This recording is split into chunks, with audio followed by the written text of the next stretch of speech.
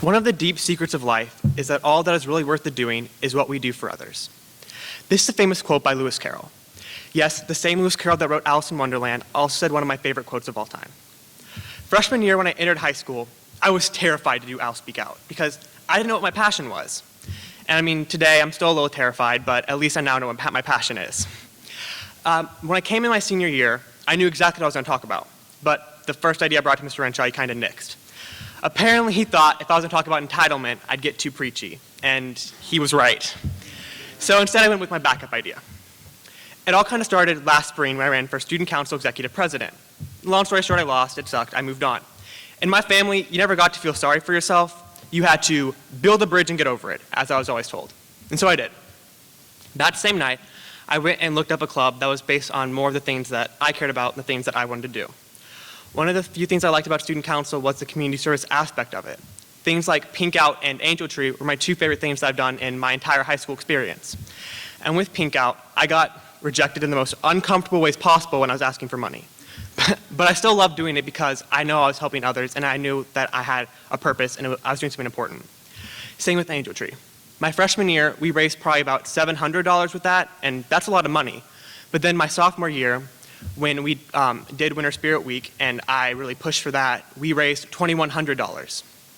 And then last year we raised $2,600.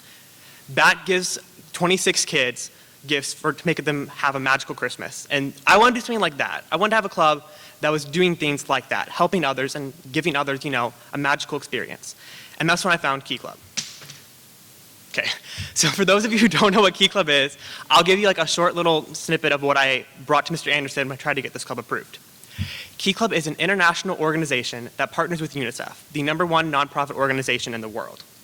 Key Club is also the child organization to Kiwanis, which is, something that some of you adults might be in. I don't know. Key Club is also in all of the big public schools around the Metroplex. So Mr. Anderson did in fact approve it, and that's us at our opening picnic where we bonded and had Chick-fil-A and played this weird hand game where we tried to break free. It was kind of hard. But our first community service event was we all went to Mission Arlington and we helped organize the Christmas store, helped clean up the church they had there, and organize the school supplies.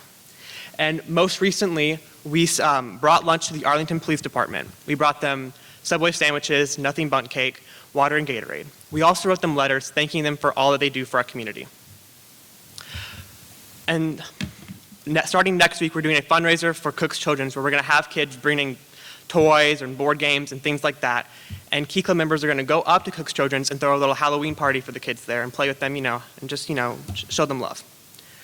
But this speech is not just shameless self-promo for you to join Key Club, but if you want to join, totally should. We have fun. I think we do some cool stuff. It's also about how I love serving others, and that didn't start with Key Club or Student Council. It started back when I was a kid.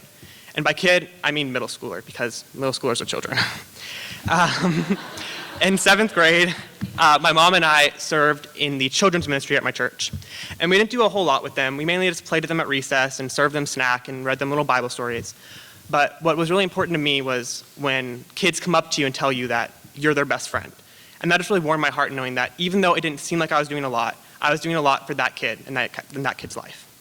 And then my sophomore year, I was asked to join the special needs ministry at my church because at the time, there was only 2, maybe 3 people working it. So they really needed help. And so I went and joined them. But the first kid I had really hated me. I don't know why. Every time I saw him, he'd give me this go away face. And I had done nothing to him. So it was really hard going there every day or every Sunday to help him when he didn't want me there. But then eventually I was moved to help out with the older special needs kids, which you can see here. And I've loved doing it ever since I moved to them because number 1, they're appreciative, but number 2, they're really funny. Like this one kid, do you have a pointer? That kid tells the funniest jokes every Sunday.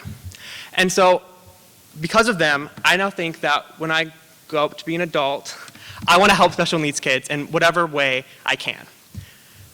So, because I think that they deserve respect, and I don't think they get enough respect today. I feel like, people should treat them with respect because they're just like us. I once heard about this super easy test to see if someone's a good person or not. It's called the waiter test. So for those of you who don't know what that is, it's you observe how someone treats their waiter. So if they say please and thank you and are really patient, even if the food comes 15 minutes late, they're probably a good person. Now, if they don't say please, don't say thank you, and get mad, even if the food only comes 2 minutes late, probably not that good a person. Now, that anecdote does have a point. I believe you should treat anyone you meet with respect. And I try to do that, but some people just kind of rub me the wrong way, especially when I'm driving, but I'm trying to work on that.